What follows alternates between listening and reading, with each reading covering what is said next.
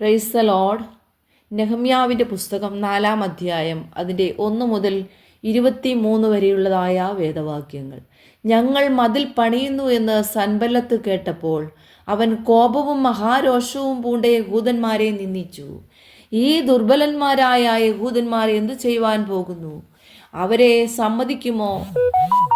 അവർ യാഗം കഴിക്കുമോ? ഒരു ദിവസം കൊണ്ട് പണി തീർത്ത് കളയുമോ? വെന്തു കിടക്കുന്ന ചണ്ടിക്കൂമ്പാരങ്ങളിൽ നിന്ന് അവർ കല്ല് ജീവിപ്പിക്കുമോ എന്നിങ്ങനെ തൻ്റെ സഹോദരന്മാരും ശമരിയ സൈന്യവും കേൾക്കെ പറഞ്ഞു. അപ്പോൾ അവൻ്റെ അടുക്കൽ നിന്നിരുന്ന അമ്മോന്യനായ തോബിയാവ്, അവർ എങ്ങനെ പണിതാലും ഒരു കുറുക്കൻ കയറിയാൽ അവരുടെ കന്മതിൽ ഉരുണ്ടു വീഴുമെന്ന് പറഞ്ഞു. ഞങ്ങളുടെ ദൈവമേ, കേൾക്കണമേ, ഞങ്ങൾ നിന്ദിതന്മാരായിരിക്കുന്നു. അവരുടെ നിന്ദയെ അവരുടെ സ്വന്തം തലയിലേക്ക് തിരിച്ച് പ്രവാസദേശത്തിൽ അവരെ കവർച്ചയ്ക്ക് ഏൽപ്പിക്കണമേ. പണിയുന്നവർ കേൾക്കെ, അവർ നിന്നെ കോപിപ്പിച്ചിരിക്കയാൽ അവരുടെ അകൃത്യം മറയ്ക്കരുതേ.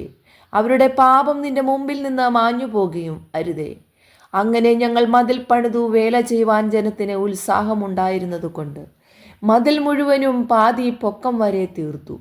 യെരുശലേമിൻ്റെ മതിലുകൾ അറ്റകുറ്റം തീർന്നു വരുന്നുവെന്നും ഇടിവുകൾ അടഞ്ഞു തുടങ്ങിയെന്നും സൻബല്ലത്തും തോബിയാവും അരാബ്യരും അമ്മോന്യരും അസ്തോദ്യരും കേട്ടപ്പോൾ അവർക്ക് മഹാകോപം ജനിച്ചു. യെരുശലേമിൻ്റെ നേരെ ചെന്ന് യുദ്ധം ചെയ്യേണ്ടതിനും അവിടെ കലക്കം വരുത്തേണ്ടതിനും അവരൊക്കെയും ഒന്നിച്ചുകൂടി കൂട്ടുകെട്ടുണ്ടാക്കി. ഞങ്ങളോ ഞങ്ങളുടെ ദൈവത്തോട് പ്രാർത്ഥിച്ചു. അവരുടെ നിമിത്തം രാവും പകലും കാവൽക്കാരെ ആക്കേണ്ടി വന്നു. എന്നാൽ യഹൂദ്യൻ ചുമട്ടുകാരുടെ ശക്തി ക്ഷയിച്ചു പോകുന്നു. കല്ലും മണ്ണും ഇനിയും വളരെ കിടക്കുന്നു.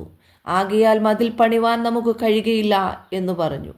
ഞങ്ങളുടെ ശത്രുക്കളോ നാം അവരുടെ ഇടയിൽ ചെന്ന് അവരെ കൊന്നു പണി മുടക്കുന്നതുവരെ അവർ ഒന്നും അറിയുകയും കാണുകയും അരുത് എന്ന് പറഞ്ഞു. അവരുടെ സമീപം പാർത്ത യഹൂദന്മാർ പല സ്ഥലങ്ങളിൽ നിന്നും വന്ന്, നിങ്ങൾ ഞങ്ങളുടെ അടുക്കൽ വരുവീനെന്ന് 10 പ്രാവശ്യം ഞങ്ങളോട് അപേക്ഷിച്ചു. അതുകൊണ്ട് ഞാൻ മതിലിൻ്റെ പിമ്പുറത്ത് പൊക്കം കുറഞ്ഞ സ്ഥലങ്ങളിലും തുറന്നു കിടക്കുന്ന സ്ഥലങ്ങളിലും ആളുകളെ ആക്കി ജനത്തെ കുടുംബമായി വാളുകളോടും കുന്തങ്ങളോടും വില്ലുകളോടും കൂടെ നിർത്തി. ഞാൻ നോക്കി എഴുന്നേറ്റ് നിന്നു. പ്രഭുക്കന്മാരോടും പ്രമാണികളോടും ശേഷം ജനത്തോടും, നിങ്ങൾ അവരെ പേടിക്കേണ്ട.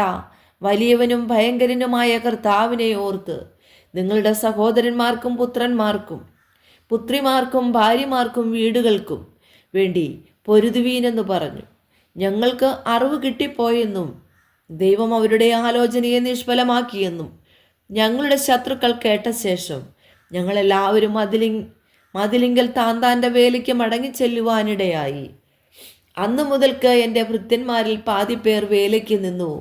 പാതിപ്പേർ കുന്തവും പരിചയും വില്ലും കവചവും ധരിച്ചു നിന്നു. മതിൽ പണിയുന്ന എല്ലാ യഹൂദന്മാരുടെയും പുറകിൽ പ്രഭുക്കന്മാർ നിന്നു. ചുമടെടുക്കുന്ന ചുമട്ടുകാർ ഒരു കൈകൊണ്ട് വേല ചെയ്യുകയും മറ്റേ കൈകൊണ്ട് ആയുധം പിടിക്കുകയും ചെയ്തു. പണിയുന്നവർ അരയ്ക്ക് വാൾ കെട്ടിയും കൊണ്ട് പണിതു. എന്നാൽ കാഹളമൂതുന്നവൻ എൻ്റെ അടുക്കൽ തന്നെയായിരുന്നു. ഞാൻ പ്രഭുക്കന്മാരോടും പ്രമാണികളോടും ശേഷം ജനത്തോടും, വേല വലിയതും വിശാലമായതുമാകുന്നു. നാം മതിലിന്മേൽ ചിതറി തമ്മിൽ അകന്നിരിക്കുന്നു. നിങ്ങൾ കാഹളനാദം കേൾക്കുന്നിടത്ത് ഞങ്ങളുടെ അടുക്കൽ കൂടിക്കൊള്ളുവീൻ. നമ്മുടെ ദൈവം നമുക്ക് വേണ്ടി യുദ്ധം ചെയ്യുമെന്ന് പറഞ്ഞു. അങ്ങനെ ഞങ്ങൾ പണി നടത്തി. പാതിപ്പേർ നേരം വെളുക്കുമ്പോൾ തുടങ്ങി നക്ഷത്രം പ്രകാശിക്കുന്നത് വരെ കുന്തം പിടിച്ചു നിന്നു. ആ കാലത്ത് ഞാൻ ജനത്തോട്, രാത്രിയിൽ നമുക്ക് കാവലിനും പകൽ വേല ചെയ്യുന്നതിനും ഉതകത്തക്കവണ്ണം ഓരോരുത്തൻ താന്താൻ്റെ വേലക്കാരനുമായി യെരുശലേമിനകത്ത് പാർക്കണമെന്ന് പറഞ്ഞു.